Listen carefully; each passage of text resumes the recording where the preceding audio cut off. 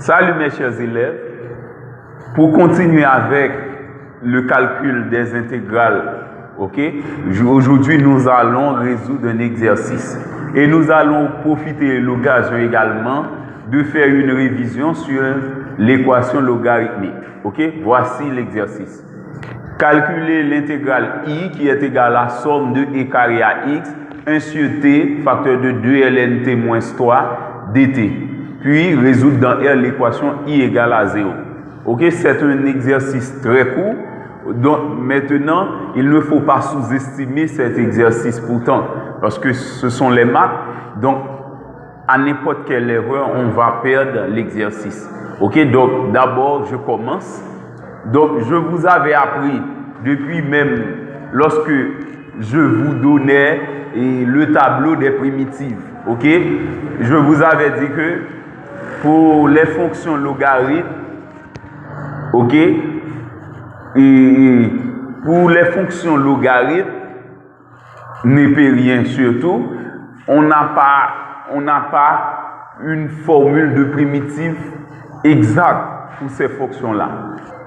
Donc, lorsqu'on a de telles fonctions, c'est l'intégration par partie qu'on fait. Mais parfois, si l'expression de cette fonction donc, si cette expression-là se présente sous la forme d'une formule du tableau, pas la peine d'aller utiliser l'intégration par partie que nous n'apprenons pas encore. Ok? Eh bien, normalement, nous allons faire apparaître les formules de référence du tableau. Eh bien, puisque pour calculer une intégrale, la première chose qu'on doit faire, il faut donner une primitive de la fonction donnée. Donc ici, c'est somme de e carré à x, f de t dt. Donc, j'appelle f de t ici. Ok, donc la dérivée se fait par rapport à t. Eh bien, ici, c'est t qui varie. Eh bien, par conséquent, nous allons faire de notre mieux de faire apparaître u' sur u, ou etc. N'importe quelle autre formule du tableau. Eh bien, je remarque que 1 sur t est un facteur. Je fais entrer 1 sur t. Eh bien, je mets 2 par 1 sur t ln t.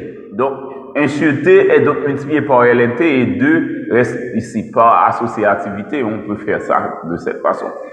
Par commutativité et associativité de la multiplication. Et dans R. Et ensuite, on fait moins 3 par 1 sur t. Ok, suivant le tableau des primitives, d'abord, suivant le tableau des dérivées, la dérivée de ln t donne 1 sur t. Donc ici, on a sans doute u' exposant n. Ok? Et ici, on a la dérivée de t sur t. Donc on a u' sur u. Ok? Donc on peut faire un rappel, ok, sur u' sur u, suivant le tableau des primitives. Lorsqu'on a u' exposant n, d'abord, lorsqu'on a u' exposant n, suivant le tableau des primitives, ça donne u exposant n plus 1 sur n plus 1 plus c. Donc ici, on a u' exposant n, où n vaut 1 et u représente ln t, ok? Puisque c'est la dérivée, et donc c'est u' exposant n. C'est la dérivée de ln t qui donne 1 sur t. Ce n'est pas la dérivée de t, mais c'est la dérivée de ln t qui donne 1 sur t.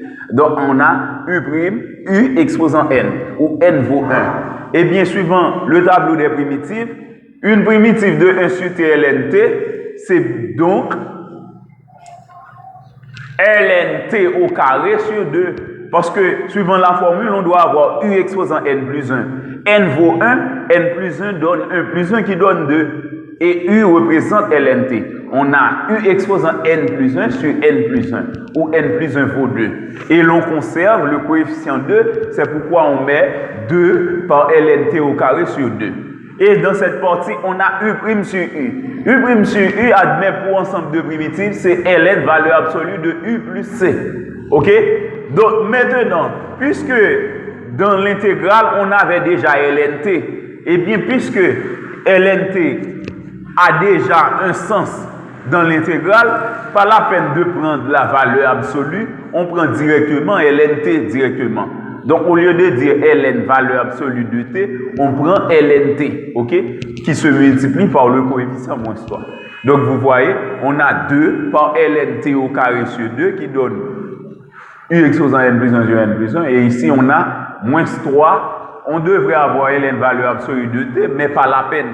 Parce que sur l'intervalle e carré à x, eh bien, on a déjà défini ln_t de cette façon. Donc, cela veut dire t est supérieur à 0. Parce que sinon, ln_t n'existerait pas. OK? Donc, puisqu'on a déjà ln_t, donc je mets directement ln_t. OK? Et bien, par conséquent, je fais une réduction. 2 sur 2, ça donne 1. Donc, ça nous donne ln_t au carré moins 3 ln_t qui est compris entre e carré et x. Maintenant, pour calculer l'intégrale i, on va trouver l'image de x par la primitive moins l'image de e carré par la primitive. D'une part, on remplace x par t par x et ensuite t par e carré. Ça nous donne ln x au carré moins 3 ln x en remplaçant t par x moins. Maintenant, on va remplacer t par e carré. C'est ln e carré au carré moins 3 ln e carré. Ça donne ln x au carré moins 3 ln x moins ln e au carré. Nous avons appris, lorsque nous étudions les fonctions logarithmes népériens et exponentielles de base e, eh bien nous avons vu, lorsqu'on a ln exponentielle x, pour tout réel x, ça donne x. Donc ln exponentielle 2 donne 2. Eh bien, on a 2 au carré. OK? Maintenant, puisque ça donne 2 à nouveau, on va avoir moins 3 par 2. OK? C'est pourquoi on a 2 au carré moins 3 par 2. Maintenant, 2 au carré donne 4, moins 3 par 2 donne moins 6. On a 4 moins 6 qui donne moins 2. Donc, dans cette partie, on a moins 2 et on a un signe moins en dehors des parenthèses. Eh bien, en appliquant la règle des signes, on va avoir moins par moins 2 qui donne plus 2.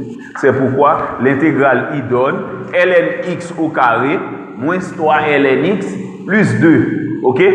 Maintenant, pour résoudre l'équation, on a demandé, après avoir déterminé la valeur de i, on doit résoudre dans R l'équation i égale à 0.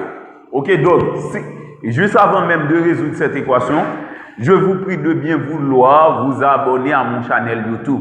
OK? Et de plus, si vous avez apprécié mon cours, je vous prie d'aimer le vidéo. Parce que c'est le seul moyen que vous avez pour m'encourager dans le domaine.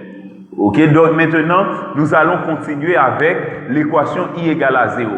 On connaît la valeur de i, on remplace i par sa valeur, c'est ln x au carré moins 3 ln x plus 2 égale à 0. On a vu de tel cas, lorsqu'on a une équation avec où l'inconnu x est figuré à partir de la fonction logarithme népérien, la première chose qu'on doit faire, il faut étudier les contraintes sur l'inconnu x. Puisque dans tous les cas, on a ln x, eh bien, l'équation a un sens, c'est si x est supérieur à 0. Maintenant, pour résoudre l'équation, puisque cette équation est présentée sous la forme d'une équation du second degré, où l'inconnu x est figuré à partir de ln x, eh bien, je pose ln x égale à lambda. Ordinairement, c'est t qu'on prend, mais pour ne pas confondre le t qu'on avait dans la primitive avec ln, avec le t qu'on va prendre ici, donc je prends de préférence lambda. Donc ln x donne lambda, où lambda est un réel. OK? Maintenant, puisque le résultat de la fonction logarithme népérien donne l'ensemble des réels. OK? Donc ça peut prendre n'importe quel réel comme résultat. Et bien par conséquent, je remplace ln x par sa valeur dans l'équation. Ça nous donne lambda au carré, puisque ln x donne lambda, moins 3 par lambda plus 2 égale à 0. Donc, en remarquant bien l'équation, si on fait la somme des coefficients, c'est 1 moins 3 qui donne moins 2 plus 2 qui donne 0. Puisque a plus b plus c égale à 0, où a, b, c sont les coefficients respectifs, OK, et de lambda carré, lambda et le terme constant, et bien par conséquent, suivant la règle, je dis que une valeur de lambda c'est 1, l'autre c'est c sur a. OK? C c'est 2, A c'est 1, donc on a 2 sur 1 qui donne 2. OK? D'où, puisque on a posé lnx égale à lambda, on trouve deux valeurs de lambda, eh bien on va avoir d'une part lnx égale à la première valeur de lambda ou lnx donne la deuxième valeur de lambda. OK? Donc, les deux valeurs de lambda nous permettent de trouver, les deux valeurs de lambda nous permettent de trouver deux valeurs de x, si possible. Eh bien, je commence. lnx donne 1. OK? Donc, nous avons appris que la fonction logarithme népérien est la réciproque de la fonction exponentielle de base e. Et vice-versa. Eh bien, pour résoudre une équation, lnx égale à quelque chose, OK, si possible, on prend exponentielle des deux membres. Donc, exponentielle lnx donne exponentielle 1. OK? Et nous avons appris également, pour tout réel x strictement positif, exponentielle lnx donne x. OK? Par conséquent, exponentielle lnx donne x et e exposant 1, exponentielle 1 donne e. OK, c'est acceptable parce que e, c'est un nombre strictement positif qui a pour valeur approchée 2.718. OK? Au millième près. Et bien, par conséquent, e est supérieur à 0, c'est acceptable. Dans l'autre cas, on fait la même chose. Si lnx égale à 2, on prend exponentielle des deux membres, ça donne exponentielle lnx est égal à e carré. Exponentielle 2. Maintenant, exponentielle lnx donne x. E carré, x donne e carré. E carré est encore acceptable parce que e est un nombre strictement positif, n'est-ce pas? Puisque e est un nombre strictement positif, voire e carré. Parce que le carré d'un réel n'est jamais négatif. Par conséquent, e carré est aussi acceptable. OK? Eh bien, on a deux valeurs acceptables.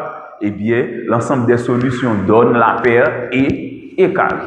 OK, c'était tout pour aujourd'hui. Donc, si vous n'êtes pas encore abonné à mon channel YouTube, veuillez le faire. OK? Merci et bonne journée.